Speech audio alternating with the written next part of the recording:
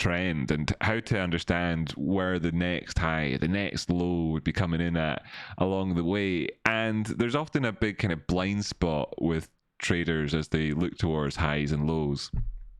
And I just wanted to kind of break this down just a little bit here for people. There's a target on this chart at 57. It's fairly clear that this would be where a next major low could come in at. And while I'm here talking about it, it makes it easy to see. And I think just if you be mindful, like me talking now is making you mindful as we look at this chart together. And it's easy to see where the highs and lows are. And I'm going to draw on top of them to make it even easier. But if you were to be looking at a chart yourself and you're wondering what's the big trending moves on this thing, etc., then you can do this process yourself. And let me just show you. Here is a high. Are you shocked for me to say that that's where a high was? Over here, previously to that, there was a low in there. Is that much of a shock? There's your high. There's your low. So then if I was to look on this chart and say, where's the next low at, folks? Where's the next low at? It's here, right? Here's your next low. If we want to talk about the big picture, then of course here's your next big picture high. That's your next big picture high, right? What is this as it happens? This is a low. This is a high. Let's just label these. This is a higher low. This is a higher high.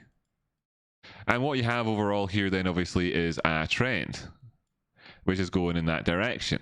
And the question then obviously is, when you've got this target down there at 57 and the prices are up here and you are reasonably looking up for a break potentially outside of this channel right now, where could it be going to? And this is the big thing with the highs and the lows. Well, this is clearly where that high was.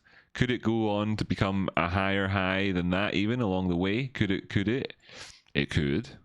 Could we have prices move up anywhere into this region or so and then go on down and it not just change anything in terms of highs and lows? Yeah, because as long as we don't take out, these areas, then we've not changed anything as it stands. So everything in here is kind of fair game, and everything in here is fair game. But obviously, this target at 57 is a target for us. Now, what would it be for us in terms of this trend if we were to suddenly not be doing that? Well, we would need to take out this high and kind of start to go into a bigger, kind of more parabolic looking trend on this time frame. Bearing in mind, of course, I have obviously skirted over a couple of things. This is obviously a high and a low, a high, a low, a high, a low, a high, and a low, and then this is a high, and then this was a low, and so on. And you can then say, of course, this was a high, higher high, higher high, higher low, higher low, higher low. And you could do the same thing. This is a high, this is a low, this was a high, this is a low, and this is a high, which was actually a lower high, and then this is a low, and then this is a lower high, and this is a lower low, and of course, it's really that was a lower high, and this was a lower low, and so on.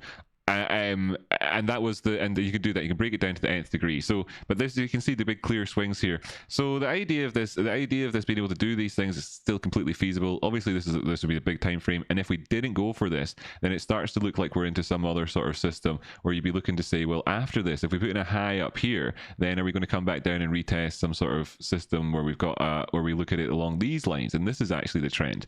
So then you look towards like a bigger time frame, and you can see that all of this starts to get kind of is the detail of what? Of the trend, right? And it starts to Russian doll, doesn't it? It starts to Russian doll out the way. So I've covered all of this and then put like speculative lines around how this could be things going on there, versus the trend as it was before, and it could just be this bit, or else it's of course in this overall trend here, sort of Russian doll. But what is this? This is the detail within like this type of thing here, right? Which is the detail within, so that's the 4-hour time frame up towards the 24-hour time frame, and you can see then like the Russian doll effect, right? So folks, mindfulness, look at it, look at the major areas where it's obvious, it speaks for itself. Change the time frame, look for the obvious areas where it speaks for itself. You will find, and when you're looking for highs and lows during a trend, that whenever you're mindful, you kind of think back to what we've just done here, that they will start singing to you and telling you where they are. Wow, amazing. Oh, hit like on this video if you enjoyed it and share it with your friends. It's part of the Rocky Outcrop educational series. This is a video about trend.